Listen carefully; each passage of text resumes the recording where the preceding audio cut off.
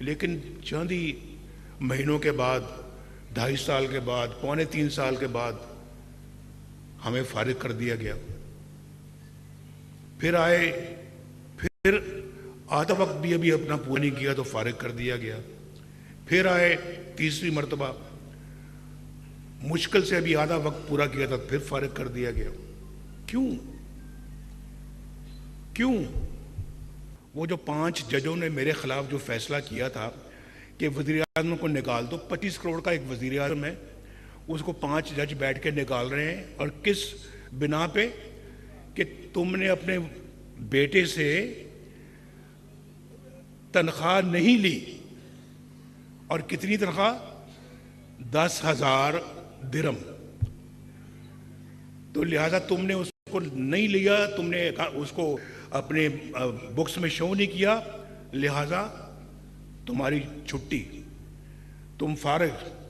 25 करोड़ के अवाम को 5 जज बैठ के इस बना पे फारिग करें। इस बना पे ज़रा आप देखें तो सही ना कि वजह फारिग करने की क्या, तनख्वाह नहीं ली बेटे से। ये नहीं कि मैं आपसे तनख्वाह नहीं ली या आपसे को मैं कोई 25 जो है 10,000 अरब रुपये लेके मैं गायब हो गया हूँ। मैंने बेटे से तनख्वाह नहीं ली, वो भी 10,000 दिरहम। तो बताएं कि कितना बड़ा जुल्म है। सस्ती बिजली, इंतहाई सस्ती थी बिजली, गैस सस्ती थी, 10-10 रुपए किलो सब्जियां मिलती थी, घी सस्ता था, चीनी सस्ती थी, गोश्त सस्ता था, गरीब आदमी का गुजारा होता था, पैसे महीने के बाद बच भी जाते थे। और मुल्क तरक्की कर रहा था। पाकिस्तान की मिसाल दुनिया भर के लोग देते थे कि इतनी तरक्की कर रहा है। तो फिर मुझे निकालने की क्या जरूरत थी भाई, बताओ? ये पाकिस्तानी अवाम साहब, ये आपका भी इसमें कसूर है। आप भी जिम्मेदार हैं। मैं आप ये ना समझे कि आप जिम्मेदार नहीं हैं। आप भी बराबर के जिम्मेदार हैं। आपने कभी पूछा कि इतने अच्छा काम हो रहे थे? बताओ, मुझे बताओ कि उस वक्त महंगाई का कोई नामो निशान था जब नवाज शरीफ वज़ीर आज़म था?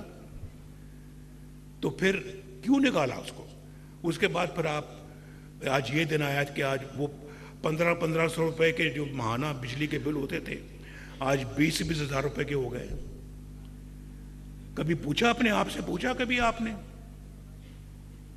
नहीं पूछा। बस इसी बात का अफसोस है कि अगर आप इन चीज़ों का नोटिस नहीं लेंगे तो फिर पाकिस्तान के हालात खुदा ना खास्ता इसी तरह के रहेंगे। वो जज फैसला दे के कहाँ चले गए हैं? पूछा कभी किसी ने उनको कि आज जरा आओ भी बैठो यहाँ पे, आप बताएं कि आपने एक मुंतखब वज़ीर आज़म को, 25 करोड़ के अवाम के वज़ीर आज़म को आपने कैसे निकाल दिया? कैसे निकाल दिया? और इस प्रिटेक्स्ट पे निकाला कि उसने बेटे से तनख्वाह वसूल नहीं की। खुददार कौमें जो होती हैं, गैरतमंद कौमें जो होती हैं, वो ये सवालात पूछती भी हैं, उनके जवाबात हासिल करके रहती हैं।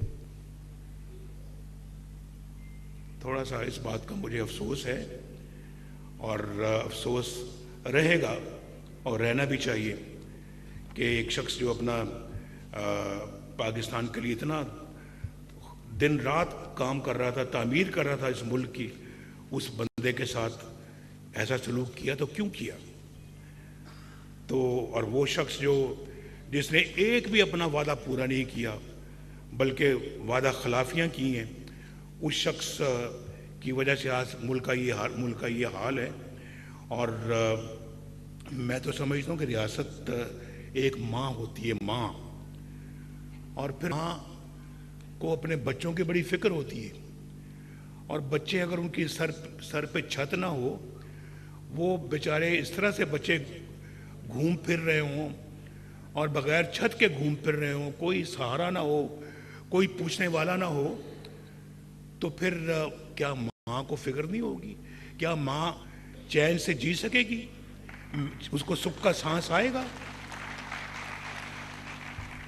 मैं तो इस तरह देखता हूँ अपने मुल्क को, कौम को और अपनी रियासत को। लेकिन रियासत के सतूनों ने भी कोई रियासत के साथ अच्छा सलूक नहीं किया। वो सतून भी जिम्मेदार हैं, मैं भी, मुझ जैसे लोग भी जिम्मेदार हैं और आप भी जिम्मेदार हैं। आप सबका बहुत बहुत शुक्रिया।